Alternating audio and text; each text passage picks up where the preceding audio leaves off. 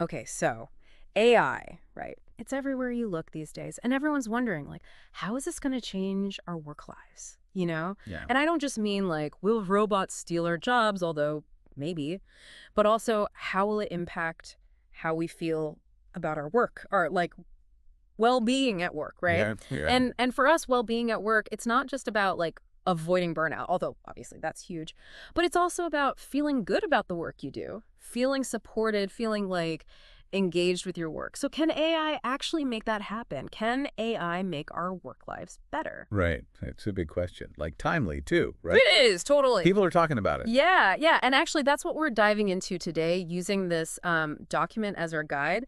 It's called, get this, Texcale. Text call. Yeah, which basically translates to like pasted text in English. Okay. Not the most exciting title, but hey, it's what's inside that counts, right? Right. And apparently it gets into this whole intersection of AI and mental wellness in the workplace. Okay. So we're talking about like, are there AI-powered tools designed to make our work lives better? Right. And I mean, it's interesting, right? Because this is all happening now Hmm. when we're seeing this huge rise in like remote work. Oh, yeah, The lines between like personal and professional, just they're blurring totally. and, hustle culture's rampant. Oh, tell me about it. Right. Yeah. So it's like this pressure cooker environment where all these like AI tools are kind of emerging and they're saying, hey, we can help you find calm amidst all this chaos. Mhm. So it's fascinating stuff. That is interesting. So it's like, okay, we've got this crazy work environment. Can AI step in and like fix it for us, essentially? Yeah. Well, and I think, to that point, the document actually highlights some real world examples, right? Yeah. Like I was reading this one study about these like AI powered meeting schedulers. Okay. Yeah, yeah, yeah. And basically, like these AIs, they can analyze people's schedules, figure out when is the best time for people to meet based on like their productivity flows and stuff. Okay.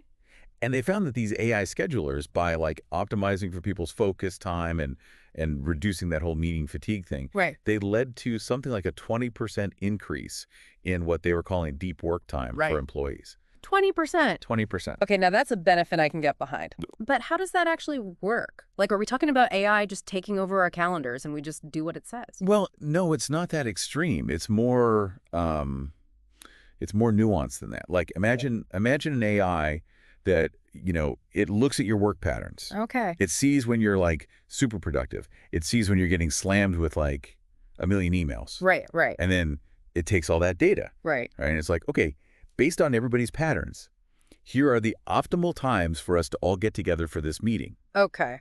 So it's less about the AI like completely taking over and more about it like being this really, really smart assistant. Right, so it's like having an assistant who's like way more intuitive Yeah. and like knows you better than you know yourself They agree. and can like So- tell you when the optimal time to do everything is. Okay. I mean, that does sound like kind of amazing, but with all this talk of robots and AI, there's always the flip side, right? And Texcale actually it does mention that. They talk about dependence on AI Right. as like a potential pitfall. Yeah. And I have to admit, the thought of becoming like overly reliant on technology, it does make me a little uneasy, Of course. Yeah. Like, what are your thoughts on that? No, I think it's a totally valid concern. Like we have to think about, okay, what happens when the technology fails? Right. Right? Or even more subtly, like what happens if we just get so used to the AI making decisions for us Yeah. that we lose the ability to do that for ourselves? Right. Right. Like we lose the ability to prioritize, to set boundaries. I think for ourselves. Yeah, like we just become these robots who are just following the commands of the AI. Exactly. It's like Yeah. we're trading one set of problems for another. Totally. Right. So how do we find that balance then? Like, does Texcale give any guidance on that? Yeah, well, I think the main thing, the big takeaway is that technology, as cool and as advanced as it is, it's just a tool. Right. And we can't forget that. And so Tescal really emphasizes the importance of, like, at the same time that we're developing all this cool technology, we also need to be cultivating our own self-management skills. So it's like we have to be responsible for ourselves. Yeah, We can't just rely on AI to come in and like be our savior. exactly.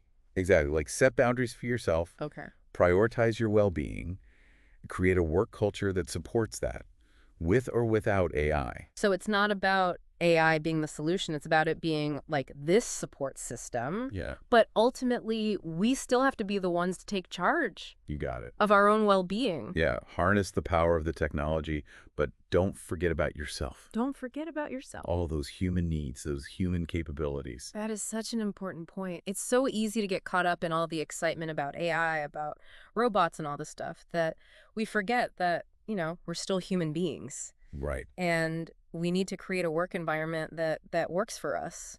Yeah. Yeah. So after this whole deep dive, I'm curious, what are your thoughts on like the future of AI at work? I think the potential is huge, right? Like, Right. we could actually use this stuff to create a future of work where work is less stressful, it's more fulfilling, maybe we work less, who knows? Okay. But, and this is a big but, Yeah, it requires us to be really thoughtful about how we develop it, right. to develop these things ethically, and to never lose sight of that human It's the element. human element. And I think that's what tech's call it. Like, that's the big takeaway for me. Okay. It's not saying, like, hey, this is going to be a utopia. Right. It's more of a call to action. Okay. I like That's that. like, it's up to all of us to figure out how to use these tools to create a better future of work. A call to action. Yeah. I like that. It's on us to make sure AI is a force for good in our work lives. Yes. Awesome. Well, thanks for joining me on this deep dive. And until next time, keep exploring.